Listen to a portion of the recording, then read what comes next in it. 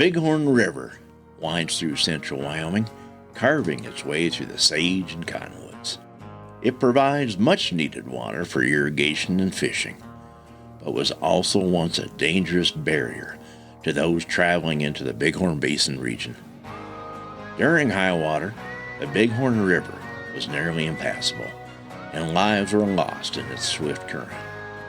Since building bridges was not always an option, ferrymen were employed to carry people and livestock safely across the river. They were sturdy men, pioneers, innovators, and entrepreneurs.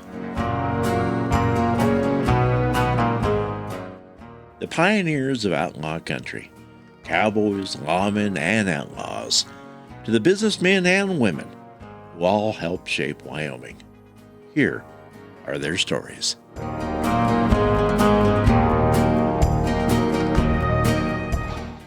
Bighorn River Ferry, dangerous crossings.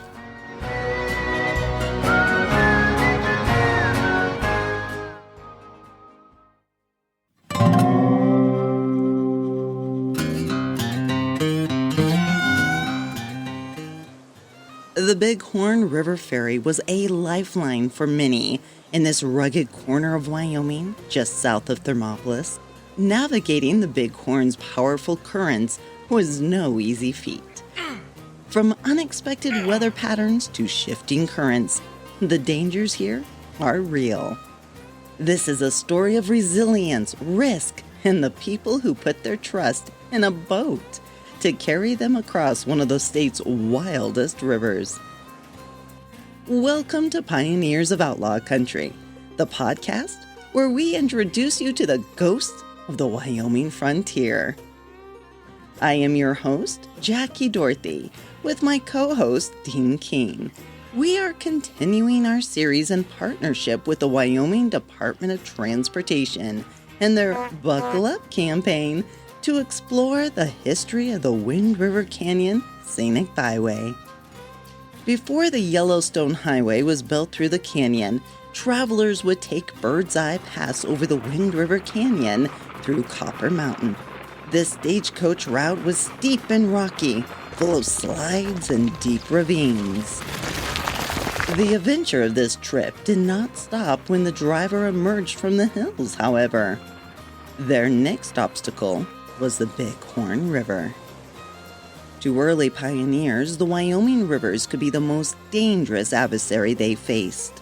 Fording high waters claimed many lives in the early years of the Cowboy State and cut off entire towns from the rest of the world.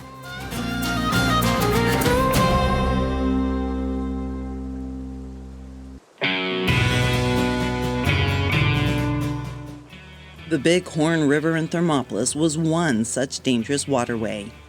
There were no bridges in the region, and the community could not afford to build any. Public ferries were also perilous, and passengers took their own lives in their hands as they risked crossing the turbulent waters. It was June 1898, and Jack Irvay had boarded the free public ferry boat with his wife and baby to head to their camp on the east side of the Bighorn River into the new town of Thermopolis. Whether it was an experience or bad luck, the ferry overturned and the entire family had been swept away to their deaths.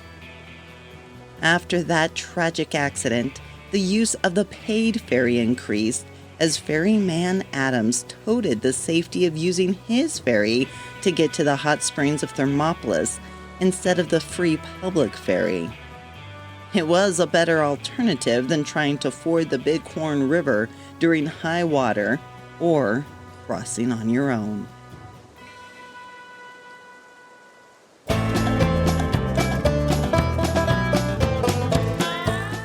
Adams charged a rate of 10 cents per passenger and hired ferrymen so that the ferry could run day and night for those who needed to cross. His passengers were not limited to wagons or pedestrians, but he also ferried bands of sheep and cattle across the Bighorn River. During the fall and winter months, the river lowered enough so that the ferry was no longer needed and people could cross easily on their own. By 1899, the ferry into Thermopolis was called inconvenient and dangerous. Adams Ferry was eventually replaced by a bridge, but there were still areas on the Bighorn River that were still impassable.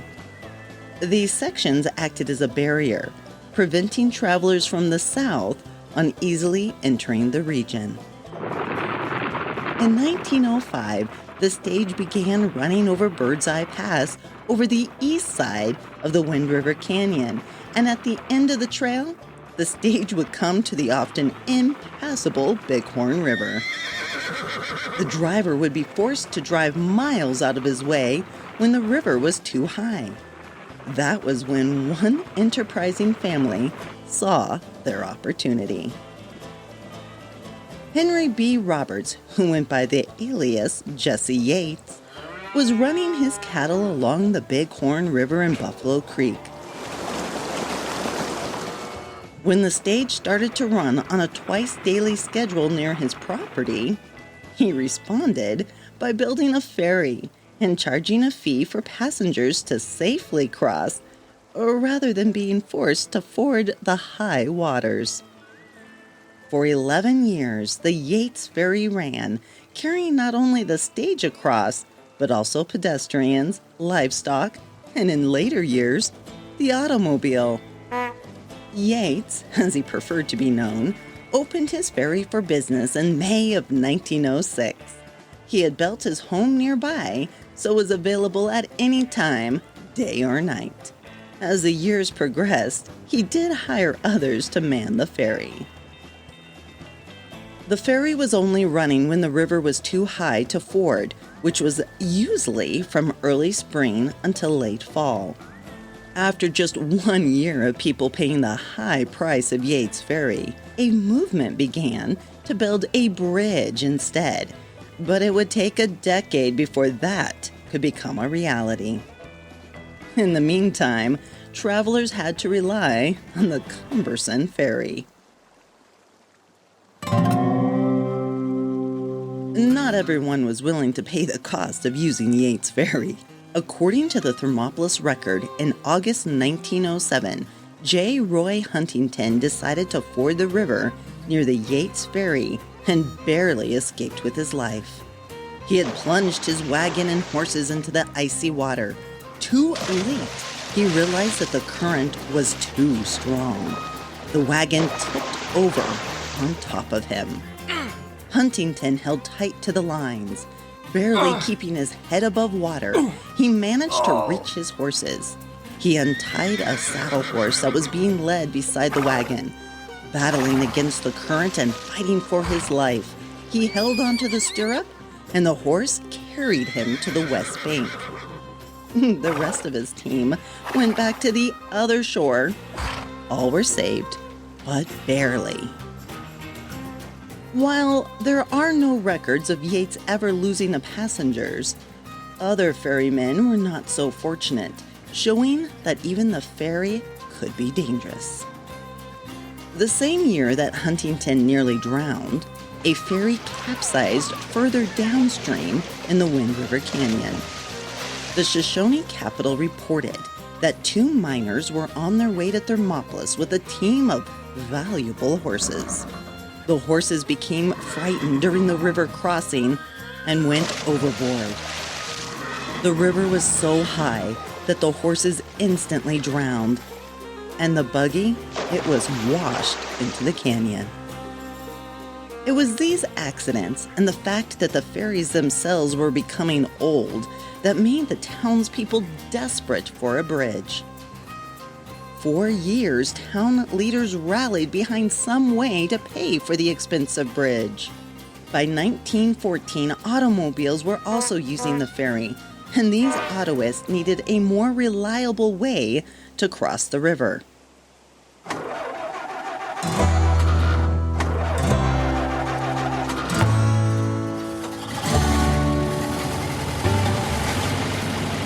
They also joined the fight to get a bridge as part of the Yellowstone Highway which at that time was still going over the steep Bird's Eye Pass.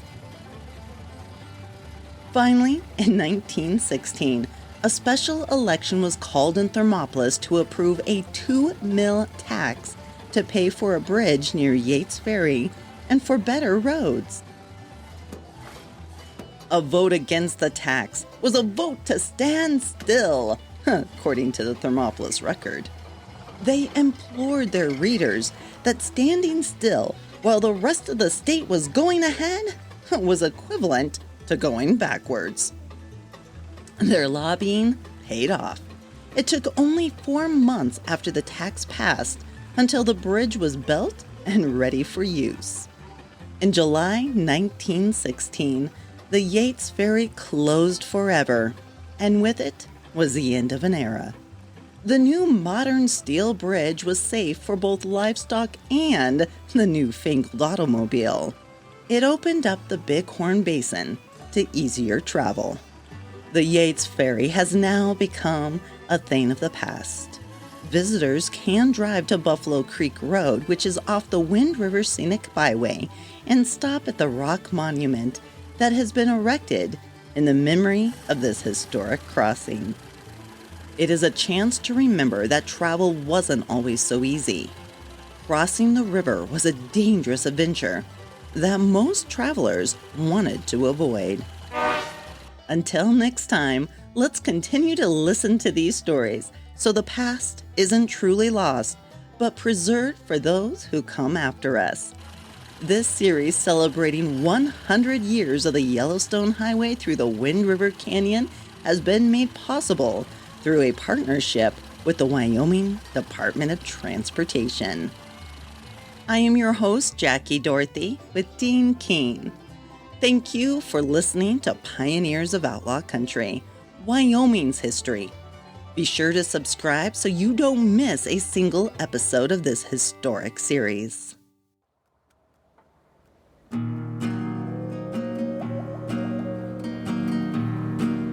Buckle up the right way. Always place the shoulder belt across the middle of your chest and away from your neck, and place the lap belt across your hips, not your stomach. You should never put the shoulder belt behind your back or under your arm, and remember, always buckle up. Wyoming has vast, wide open spaces and long drives. Please buckle up every trip, every ride, every time. The main source, by the way, for those that would like to follow up and learn more about the ferry, was the Wyoming Newspaper Project. Go to the 1907 Copper Mountain Miner, and you can read all you want about the past of Bird's Eye. This was a production of Legend Rock Media.